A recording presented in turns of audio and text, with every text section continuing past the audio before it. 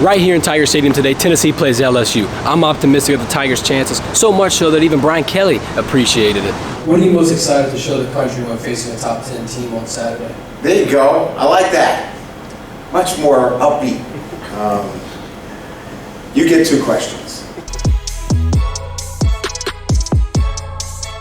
Welcome to the Verdin where we bring you sports talk on the go. Today, we're going to talk about LSU versus Tennessee. It's the first time that LSU gets to play a top 10 opponent all year. And it's the first time that LSU gets to play Tennessee since 2010. It's the first time these teams each ranked walking into this one since 2007 SEC title game. LSU has 5 straight over Tennessee, and the last time they met, 2017. The topic of discussion for this game has mainly been the time chosen for the kickoff. He's been explaining time and time again. CBS and ESPN just selected spots, and it fell that number 25 LSU and number 8 Tennessee would have to play at 11 a.m.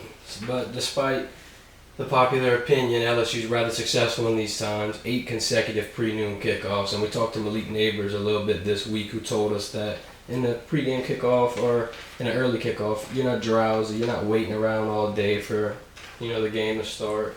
You're able to get into that mindset a little bit easier as it happens right away rather than it just dragging on.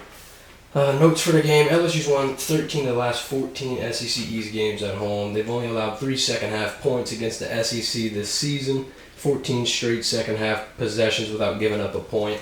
Seems like the defense is really the anchor of the team right now. There's not that much production in the passing game, but what they're lacking in that, they're making up for tenfold in the running game. They were able to keep themselves in the game through extreme defensive plays such as turnovers or fumbles or interceptions or what have you. LSU is leading the SEC in turnovers gained, and they're also leading the SEC in turnover margin. It's going to be a pretty good thing to watch for LSU. They're going to be able to probably capitalize off of a couple bad looks and maybe get Hendon Hooker a little uncomfortable. They got a lot of good assets, especially on that defensive line. You got B.J. Ojulari, who leads the team in sacks and tackle for losses. He's been an SEC Defensive Lineman of the Week 2 times now in the year.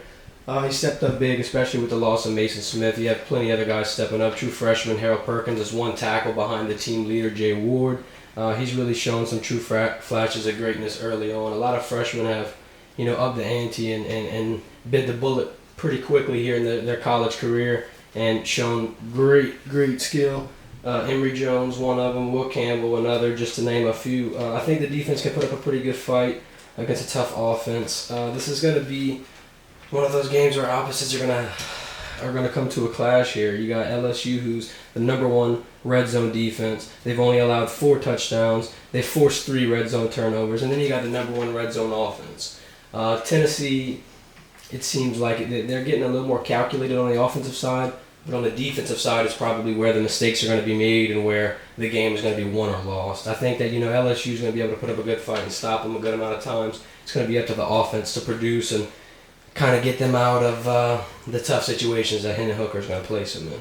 I think that it's going to be pretty prevalent. They're going to have to use their DB depth here, especially when you got guys like Major Burns and Seven Banks who won't be able to play. You're going to have to look to the guys you can trust. The Greg Brooks, the Sage Ryans. You got a lot of guys you can lean to in this instance. Mekhi Gardner, another one. I think that if LSU is able to get the right matchups and just get communication, as they weren't able to do last week, I think a lot more things will be able to show. Against Auburn, I guess it's kind of accepted and assumed that you're not going to be able to communicate as clearly. It's a loud stadium, and it's the first real adversity-set environment that LSU was set in all year. They've never been in a situation where they had 100,000 people packed into a stadium going against them. They pretty much had 4 home games in a row. So, this game right here provided a good test, and it seems like they came out on top. Sure, there's a lot of things that they're going to have to change. They're going to have to get better at protecting the quarterback. They're going to have to get better at distributing the ball, but at the same time, whenever the ball is distributed and whenever those chances are up in the air, the receivers are going to have to come down with them. My offensive keys are going to be, of course, you want to air it out against a shaky defense. Tennessee's DBs aren't that reliable. Brian Kelly, Mike Denbrock, Jaden Daniels are looking to expose some of the holes in that defense. And they can do that through a variety of ways. They can do that by attacking them in the rushing game, as LSU's done successfully. You can do that through the play-action game by setting them up and making them think one thing and you do another. There's a lot of different ways that you can utilize it. You got a pretty deep wide receiver room. Of course, you lose Chris Hilton. junior for the rest of the year after a shoulder surgery yesterday.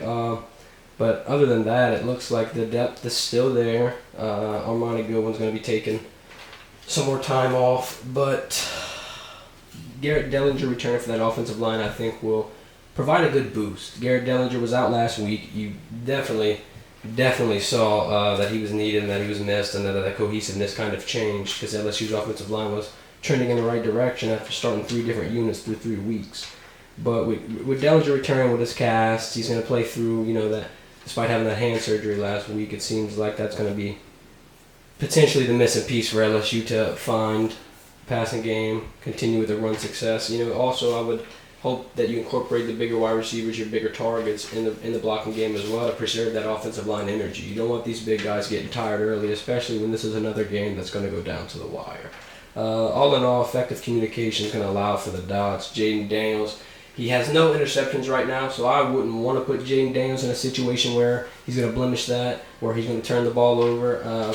Brian Kelly and Mike Denbrock are trying to ease him into the scheme because at the end of the day, the reality of it is it's a brand new scheme and success doesn't happen overnight. Jaden Daniels is getting criticized for running the ball or not producing as much as people are accustomed to in the passing game, but it's just kind of hard to put that trust in a player this early on, especially when, we're talking two months ago, we didn't even know who the quarterback was. So in a quarterback battle that was that down to the wire, it seems like the coaches are still getting to know their players, and the players are still getting to know each other and getting used to playing with each other. So we're reaching that near halfway mark of the season where you'd expect that chemistry to be grown.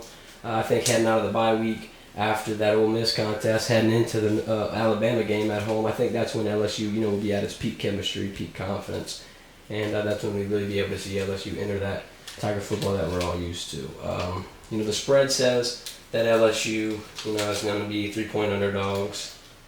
I don't know though. I can't see them giving this one up at home. I think they're going to be able to show a lot of things that people are looking for them to show. I think this is the game to let Jaden Daniels take some shots. I think this is the game that you're going to see a lot more offensive production. And if the defense can show out, get their matchups, communicate, and do the right thing, do their job, do their part, I couldn't see Hendon Hooker being able to keep up with that LSU offense. Whenever it clicks, it'll be like night and day comparing the passing game to what it once was. After talking to Jaden Daniels, he seems not only healthy, but he seems level-headed. He understands the task at hand. He understands what he needs to do to get better. He's doing things on his own accord. He's doing players-only meetings. He's developing chemistry with Malik Neighbors, with Drake Jenkins, with different guys that he hasn't had a big relationship with before. Everyone's looking towards the Keyshawn Boutte situation and what to expect from that. But the reality of it is Keyshawn going into this year expected to have this happen. Keyshawn's going to get double-teamed. He's going to get iced out the game. He's the best wide receiver. The fact of the matter is, like Brian Kelly said, more than likely his draft stock's not going to be affected by this. He's still a phenomenal wide receiver who has a great body of work. He's going to be able to perform well at the combine, and those intangible things that he possesses is what's going to push that stock and rise. Make sure to follow the Verdin Verdict on social media. It's linked below. We're going to be giving live game updates all game long, more interviews. We're going to talk to Brian Kelly on Monday, more players Tuesday night. Make sure to hit that notification bell so you don't miss another upload. Thanks for watching. This has been the Verdin Verdict.